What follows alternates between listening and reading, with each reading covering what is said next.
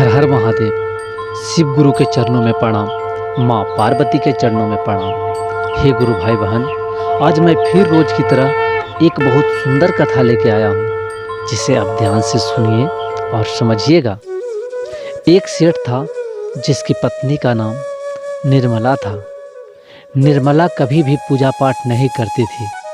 उसे कभी भगवान का ख्याल भी नहीं आया, यानी कि वह बिल्कुल नास्तिक थी।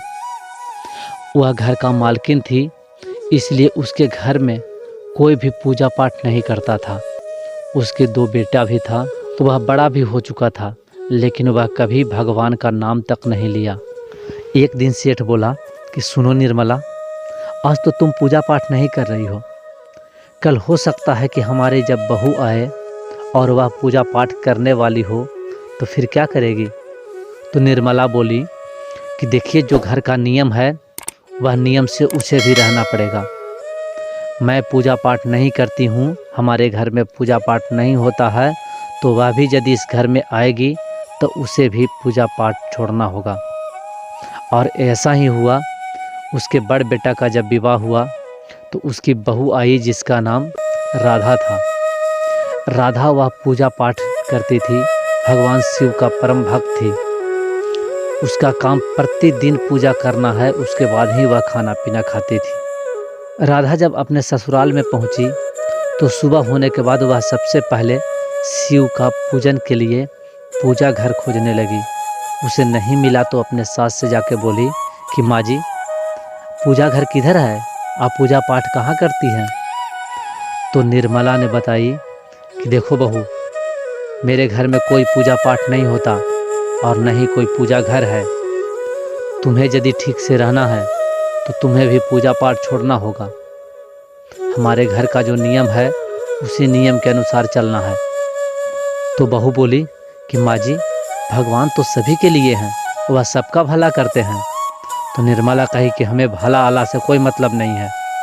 मेरे घर में पूजा नहीं होता तो नहीं होता, जाओ तू चुपचाप घर में रहो। वह बहुत उदास सी रहने लगी। एक दिन सेठ ने बोला कि निर्मला, तू तो पूजा नहीं करती है, लेकिन कम से कम बहू को जाने दो। तो जाओ बहू, मैं आदेश देता हूँ, जाओ तू मंदिर में जाकर पूजा करो। ये राधा बहुत खुश हुई और वह गई मंदिर में जाकर के पूजा करने लगी। पूजा करके घर आई तो राधा के पति को पता चला कि राधा गई थी मंदिर में पूजा करने। तो वह राधा को डांटने लगा। वह बोला कि तूने माँ के वचन को उल्लंघन क्यों किया। माँ का नियम जो है घर में वह सबके लिए है। तूने मंदिर जाकर के माँ को अपमान किया है। अब से ऐसा नहीं होना चाहिए, नहीं तो इस घर में से चले जाओ। ये राधा बहुत उदास सी हो गई। उसे लगा कि क्या करें, फिर भी वह अपने कर्तव्य से पीछे नहीं हटी। उसके कुछ दिन बाद महाशिवरात्रि का पर्व था। उस समय वह पूजा का थाल सजाई और अपने सास से पूछने गई कि माँ जी, आज से महाशिवरात्रि का व्रत है, मैं मंदिर जा कर के जल और बेलपत्र चढ़ाना चाहती हूँ। तो सास बोली कि नहीं, तुम्हें कहीं नहीं जाना है, जाओ घर में रसोई घर में जा कर के खाना बनाओ। बहू बोली कि माँ जी, एक बार मुझे जाने दे दीजिए, आज बहुत बड़ा पर्व है, आज के दिन मुझे जल और बेलपत्र चढ़ाना बहुत ज़रूरी है। सास बोली कि आज मेरा बेटा भी नहीं है, वो रहता तो तुम्हें जाने नहीं देता। हो सकता है कि तू नज़र छुपा करके चली जाएगी मंदिर, उससे अच्छा होगा कि मैं तुम्हें घर में बंद कर दूं। निर्मला राधा को हाथ पकड़ के लेके गई और ले जाकर घर में बंद कर दी और बाहर से किवाड़ लगा दी। उसके बाद जब निर्मला इधर आने लगी तो उसके फर्श पर कुछ पानी सा गिरा हुआ था। उस पर वह फिसल गई और गिर गई। गिरने के कारण वह बेहोश हो गई, मानो तो वह मृत्यु के जैसा हो गई। तो तुरंत वहाँ पर सेठ और उसके बेटा सब पहुँच गया और वह देख करके बहुत आश्चर्य सा होने लगा। उसे लगा कि अब माँ है जो मर गई। तो बेटा बोलने लगा कि ज़रूर ये करनी राधा की ही है, क्योंकि वही माँ से झगड़ा करते रहती थी। किधर गई राधा। सेठ ने बुलाया कि बहू बाहर आ जाओ, कहाँ हो। लेकिन वह तो किवाड़ लगा हुआ था, वह घर के अंदर थी, कैसे निकल पाती।